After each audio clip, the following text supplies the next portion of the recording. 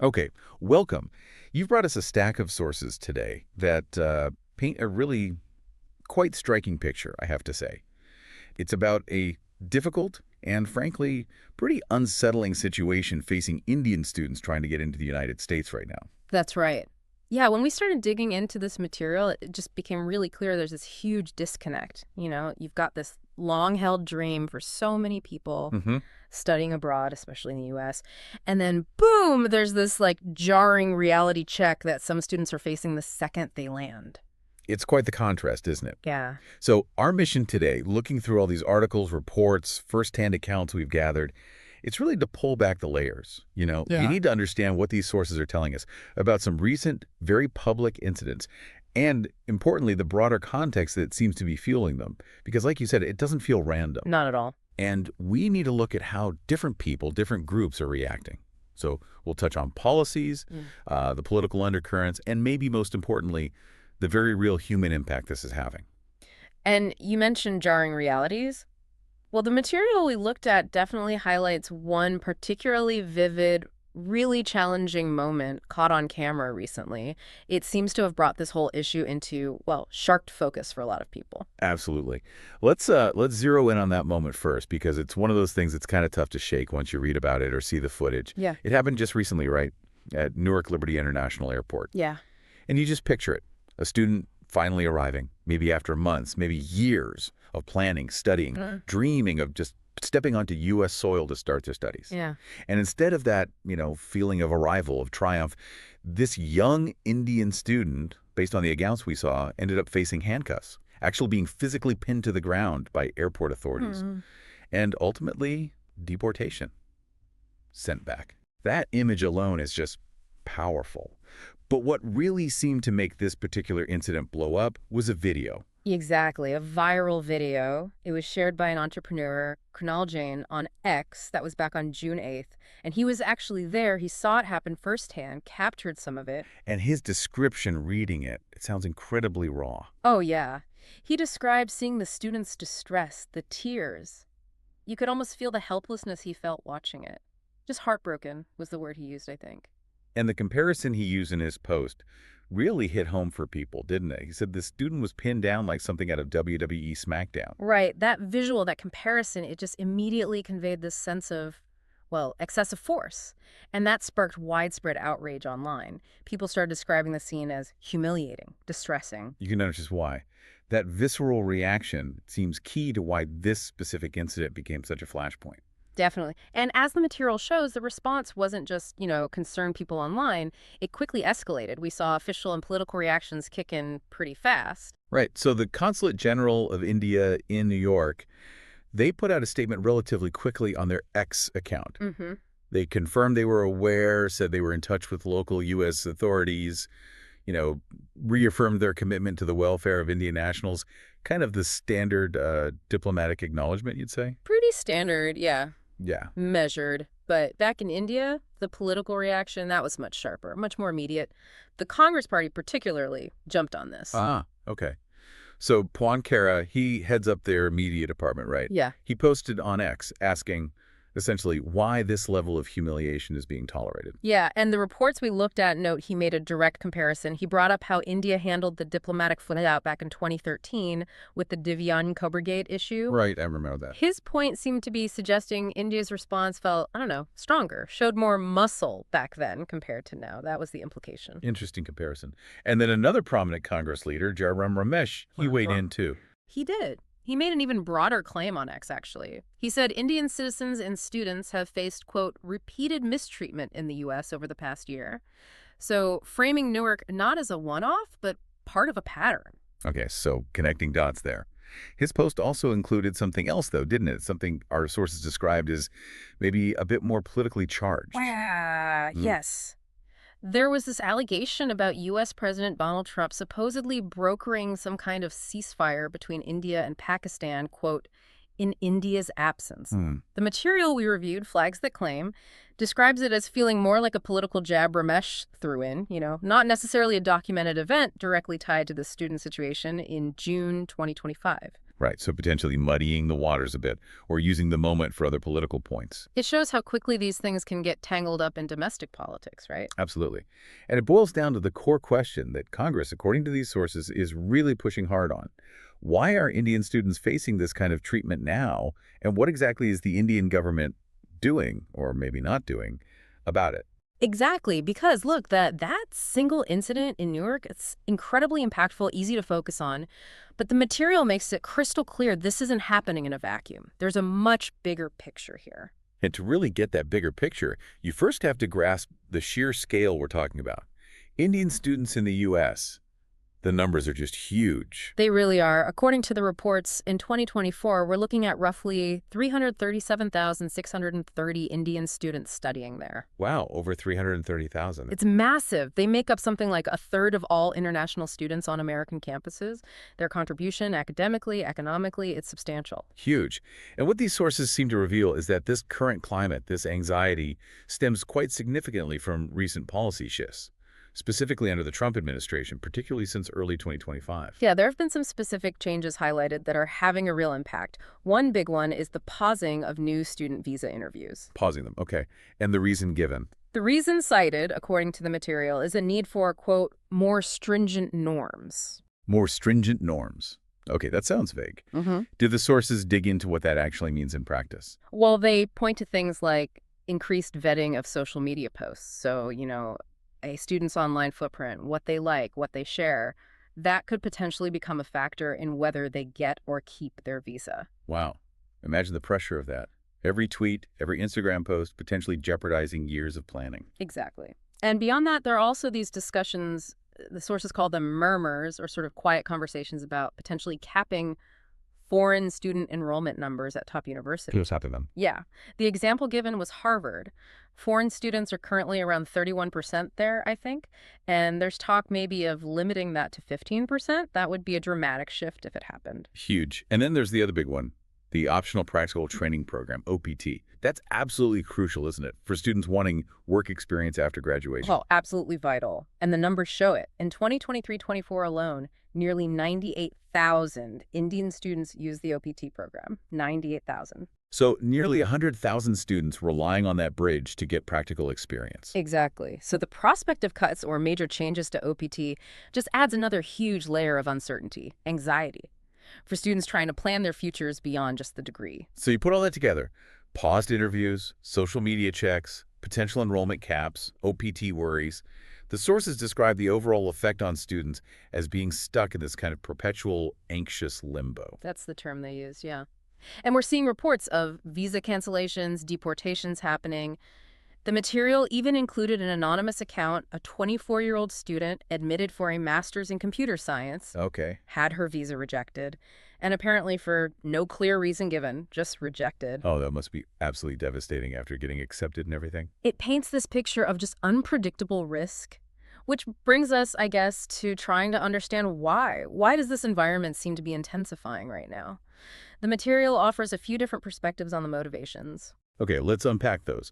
One perspective presented, particularly linked to the current U.S. administration, connects these policies to the whole America First vision, right? Yeah, that's definitely part of the narrative described. From that viewpoint, foreign students, especially in certain fields, can be seen as potential competitors for American jobs, tech jobs often. But it's complicated, isn't it?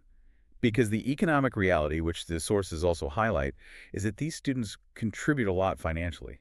What was the figure? $9.6 billion. That was the estimated contribution from Indian students to the U.S. economy in 2023-24 alone. $9.6 billion. So there's this tension, viewed maybe as potential threats, spies, job competitors, but also bringing in huge amounts of money. Exactly. It's a definite tension. And look, the sources acknowledge, of course, that some deportations do happen for legitimate reasons. Visa violations, overstaying, working illegally. That happens. Sure, that's always been the case. Right. But it doesn't really seem to explain the kind of force, the humiliation described in that Newark incident. That felt different, which is why it was so shocking. The proportionality seemed way off. That's a good way to put it, yeah. The material also brings in a cultural layer. It suggests that foreign students can sometimes get caught up in the ongoing U.S. culture wars. How so? Well, universities themselves are sometimes viewed with suspicion, maybe even seen as, quote, hostile islands by certain political groups in the U.S. So students arriving at these institutions can inadvertently become part of that dynamic. Wow. So they travel halfway around the world for an education and land in the middle of someone else's domestic conflict, essentially. Sort of, yeah. And the sources also include a perspective that raises tougher questions, questions about potential racial undertones or drivers behind some of these policies. Okay. What did they say about that? Well, they reference views from experts cited in the material. Professor Elora Mukherjee from Columbia University, for instance, she's described as viewing policies under the Trump administration as being, quote, driven by cruelty, white nationalism, and racism. Okay. So that perspective, as presented in the sources we looked at, it offers a different, maybe more critical lens on the motivations behind these shifts. Right. Important to note that's a viewpoint presented in the material. Yeah. So we see this kind of confluence then.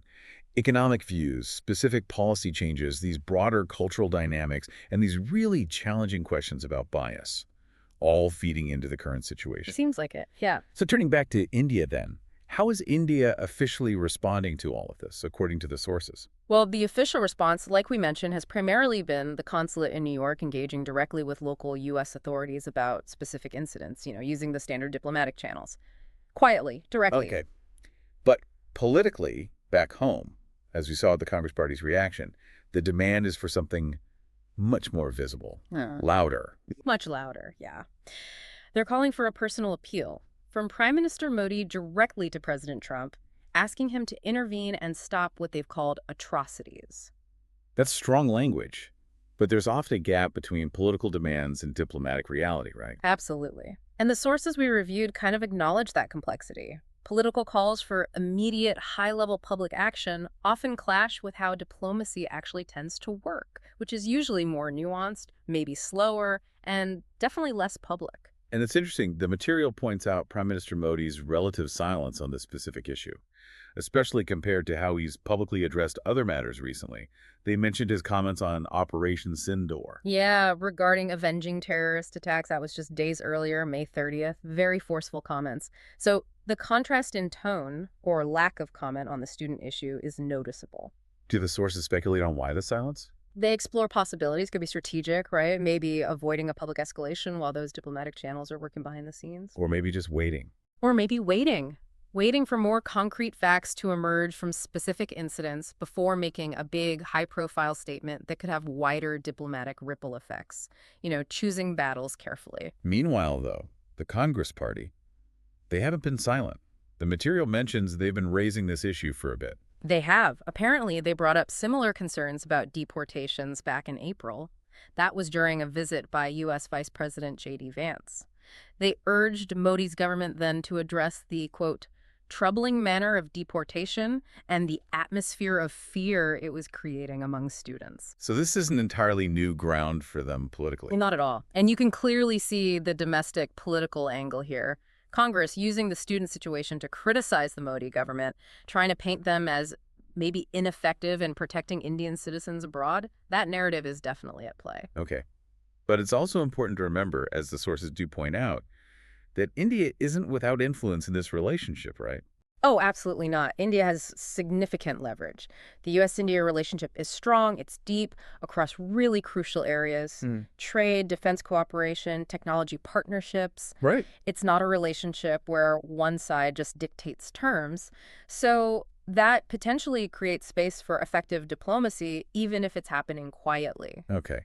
So when we look across all these different layers, then the policies, the politics, the economics, the different viewpoints, the thread that really seems to tie it all together and feels most impactful reading this material is just the human cost. Absolutely. It comes back to that every time. Yeah, just reiterating the impact on the students themselves and their families back home. This dream of a U.S. degree, it's not just, an academical, it's often backed by huge financial investment, literally lakhs of rupees, pooled by families making enormous sacrifices. Huge sacrifices. And then to have that dream met with this level of uncertainty or fear, or in the worst cases, the kind of trauma described in that Newark incident, it's just devastating. And the fear isn't abstract, right? Remember that anonymous students account we mentioned? Yeah. The anxiety wasn't just about getting rejected outright. It was the fear that maybe her social media posts could affect her visa status, that kind of constant background worry.